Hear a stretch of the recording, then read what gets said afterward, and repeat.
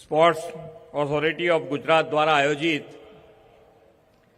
ખેલ મહાકુંભ 3.0ના શુભારંભ પ્રસંગે આપણી સૌની સાથે મંચ ઉપર ઉપસ્થિત મારા સાથી મંત્રી શ્રી કુંવરજીભાઈ બાવળિયા, શ્રીમતી ભાનુબેન બાવળિયા, શ્રી હર્ષભાઈ સંઘવી, રાજ્યસભાના સાંસદ શ્રી રામભાઈ મોકરિયા, મેયર શ્રીમતી નયનાબેન પઢેરિયા, સુરતના મેયર શ્રી દક્ષેશભાઈ માવાણી, જિલ્લા પંચાયતના પ્રમુખ શ્રીમતી પ્રવીણાબેન રંગાણી, મારા સાથી ધારાસભ્ય શ્રી ઉદયભાઈ કાનગડ, શ્રી રમેશભાઈ ટીલાળા, શ્રીમતી દર્શનાબેન શાહ, શ્રી દુર્લભજીભાઈ દેથરિયા, પ્રદેશના ઉપાધ્યક્ષ શ્રી ભરતભાઈ બોગરા, શહેરના અધ્યક્ષ શ્રી મુકેશભાઈ દોશી, સૌરાષ્ટ્ર યુનિવર્સિટીના કુલપતિ શ્રી કમલસિંહ ડોડિયા, અગ્ર સચિવ શ્રી અશ્વિની કુમારજી, વાહન વ્યવહાર કમિશનર શ્રી અનુપમ આનંદ,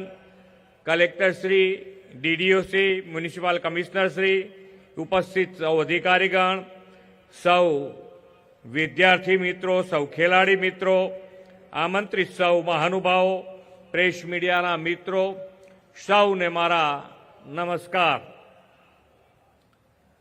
વિશ્વ નેતા અને યશસ્વી વડાપ્રધાન શ્રી નરેન્દ્રભાઈ મોદીના નેતૃત્વની મોદી સરકાર 3.0ના માર્ગદર્શનમાં પ્રયાગરાજ મહાકુંભના અઠવાડિયા પહેલા ગુજરાતમાં આજથી ખેલ મહાકુંભ 3.0નો પ્રારંભ એક સુભગ સુયોગ છે.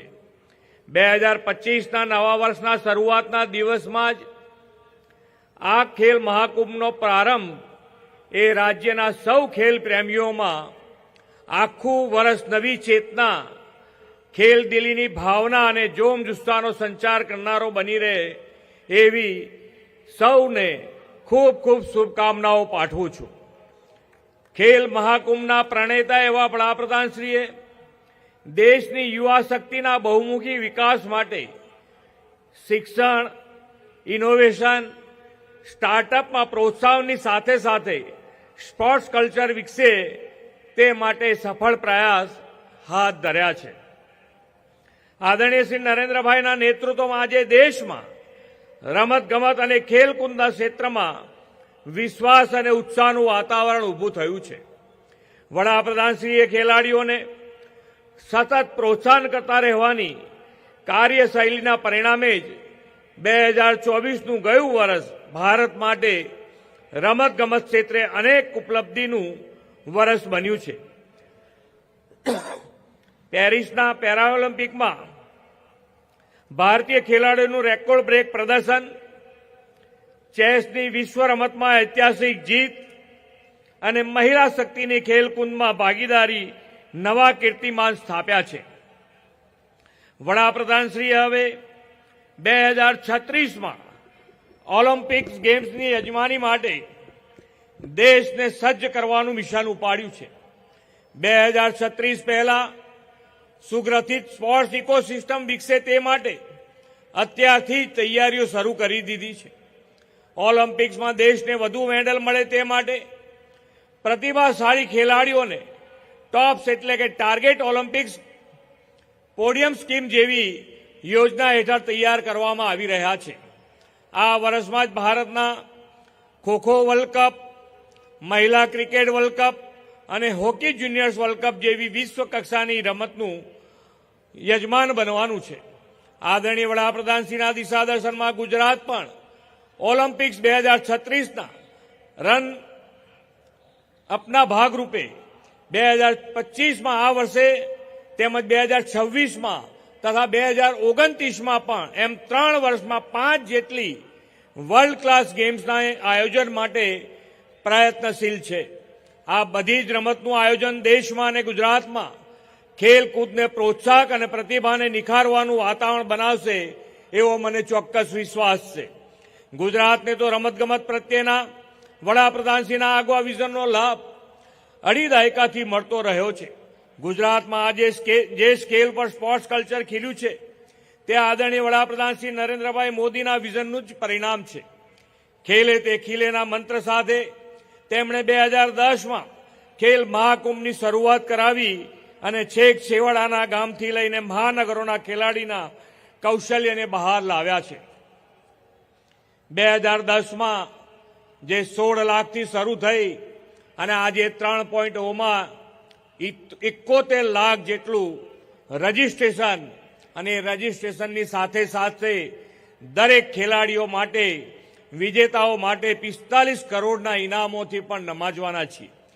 આદરણીય શ્રી નરેન્દ્રભાઈના કુશળ નેતૃત્વ અને દિગ્દર્શિના પરિણામે જ ગુજરાત રમત ક્ષેત્રે સિદ્ધિના નવા શિખરો સર કર્યા છે. રમતગમત માટે ગુજરાતના ખેલાડીઓને યોગ્ય ઇન્ફ્રાસ્ટ્રક્ચર, સાધન સુવિધાઓ અને તાલીમ સરળતાએ મળે છે. આ માટે તેમણે પૂરતું બજેટ ફાળવવાની પણ પહેલ કરી છે. જે 2002માં રમતગમત માટેનું બજેટ માત્ર 2.5 કરોડ રૂપિયા હતું, જે આજે વધીને 352 કરોડ રૂપિયા થયું છે. આ 2 દશકામાં રાજ્યમાં સ્પોર્ટ્સ ઇન્ફ્રાસ્ટ્રક્ચરનો ઉત્તરોત્તર વિકાસ થયો છે. 2002માં રાજ્યમાં ફક્ત 3 સ્પોર્ટ્સ કોમ્પ્લેક્સ હતા, આજે 24 સ્પોર્ટ્સ કોમ્પ્લેક્સ છે. અમદાવાદના નારણપુરા ખાતે 22 એકરમાં મલ્ટી યુટિલિટી સ્પોર્ટ્સ સેન્ટર બની રહ્યું છે. વિશ્વના સૌથી મોટા નરેન્દ્ર મોદી ક્રિકેટ સ્ટેડિયમની પાસે 233 એકરમાં સરદાર વલ્લભભાઈ પટેલ સ્પોર્ટ્સ એન્કલેવનું નિર્માણ પણ થઈ રહ્યું છે. સરકાર રાજ્યના રમતવીરોને વિશ્વ કક્ષાનું સ્પોર્ટ્સ ઇન્ફ્રાસ્ટ્રક્ચર આપવા માટે સંકલ્પબદ્ધ છે. યુવાનોના પ્રેરણા સ્ત્રોત સ્વામી વિવેકાનંદજીએ કહ્યું છે કે મારો વિશ્વાસ દેશની નવી પેઢીઓમાં છે અને તેમાંથી જ મારા સાથીદારો આવશે. વડાપ્રધાન શ્રી નરેન્દ્રભાઈ મોદી પણ આ વિચારમાં દ્રઢતાપૂર્વક માને છે અને તેમણે સંકલ્પ કર્યો છે કે જેમનું કોઈ પણ રાજકીય બેકગ્રાઉન્ડ ન હોય તેવા 1 લાખ નવયુવાનોને રાષ્ટ્ર નિર્માણ માટે રાજનીતિમાં જોડવા છે. 12મી જાન્યુઆરી એટલે કે રાષ્ટ્રીય યુવા દિવસના અવસરે વડાપ્રધાન શ્રી દેશના યુવાનો સાથે વિકસિત ભારત યંગ લીડર્સ ડાયલોગ કરવાના છે. યુવા શક્તિ રાજનીતિ સાથે સાથોસાથ પોતાના ખેલ કૌશલ્યના ઉત્તમ પ્રદર્શનથી રાષ્ટ્ર નિર્માણમાં જોડાઈ શકે. અહીં ઉપસ્થિત સૌને મારી અપીલ છે કે આપ સૌ પણ આમાં સહભાગી થજો. વડાપ્રધાન શ્રી નરેન્દ્રભાઈ મોદીના નેતૃત્વમાં દેશનો અમૃતકાળ ચાલી રહ્યો છે. આ અમૃતકાળને તેમણે કર્તવ્યકાળ ગણાવ્યો છે.